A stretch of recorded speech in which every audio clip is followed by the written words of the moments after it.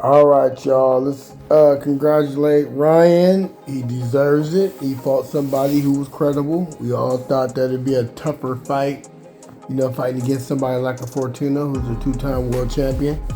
But Ryan proved, everybody wrong. He came out, he boxed, he took a couple punches, he took that great punch from Fortuna, took it pretty well, boxed and knocked dude out, like he said.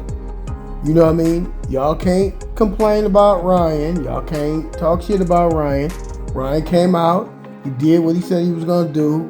And, you can't do nothing but give Ryan props. Now, honestly, a couple years ago, probably about a year ago, maybe a year and a half, 2 years ago, I said I wanted Ryan to go down this path. Take a couple easy fights, get your money, and then focus on the top fighters in the world, the Tanks, the Devins, the Camboses, the Tiffy Lopez, all these guys,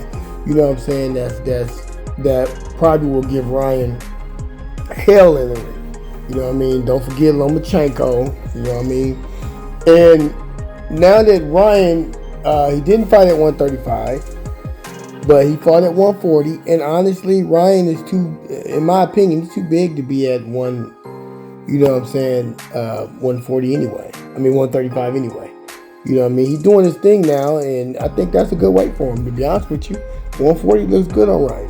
He don't have to kill himself to make weight. Ryan's a tall guy. He's tall. He's big. When he was young, that probably 135 was probably good for him.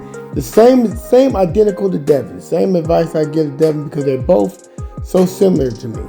Even though they both fought each other 6 times in the amateurs, they're both similar. Very, very, very similar. Both of them very great fighters. They've been friends since they was kids. And I just think it's gonna be interesting now that he's calling Tank out big time. Now the onus is on Tank. And Al Heyman and, the whole crew, Floyd Mayweather, are you going to let Tank, out the box and fight somebody like a Ryan? I think that would be a great fight. It's a lot of money on the table, win or lose. Ryan showed that he can box.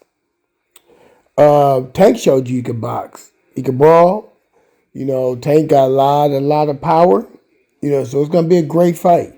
I think they should make it happen. There's nobody else right now I would want him to see fight, other than Tank. If he fought Devin, that'd be cool. Devin fight would be cool. But the problem is that I don't think Ryan want to see Devin right now. From his own words. But I think that would be a great fight. I think all fighters at 135 should be calling out Tank. And I think Tank should activate the fight. It's on Tank right now. It's not on Devin. Devin has all the belts. All the belts that all the other fighters that got belts, them ain't no real belts. You know what I mean? Like Devin said, y'all might as well throw them belts in the trash. Them ain't no real belts. He got all the real belts.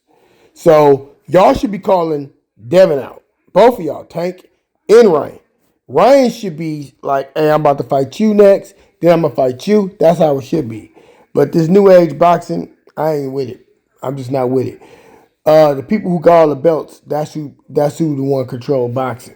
Not the people who don't even have belts or got these little fake ass belts, intern belts and all this other extra stuff, No. That's not how boxing goes. When Canelo decides that he wants to fight somebody, he has all the belts. He says that's who he wants to fight. And they comply. That's how it should be for Devin. Don't change the rules now. Don't change the rules now, because when Cambos had all the belts, everybody wanted to fight Cambos. Ryan even itself wanted to fight Cambos. When Teofimo Lopez had all the belts, everybody wanted to fight Tio. But now that Devin got the belt, nobody wanted to fight him. He got all the belts. All of them. And most of these fighters could just say, hey, you're my mandatory, I want to fight. Simple as that. And Devin would go fight them. At 140 or whatever. It may not be at 135, but at 140, he could fight them. Because honestly, I don't want to see Campos again. All right, love y'all. Send comments.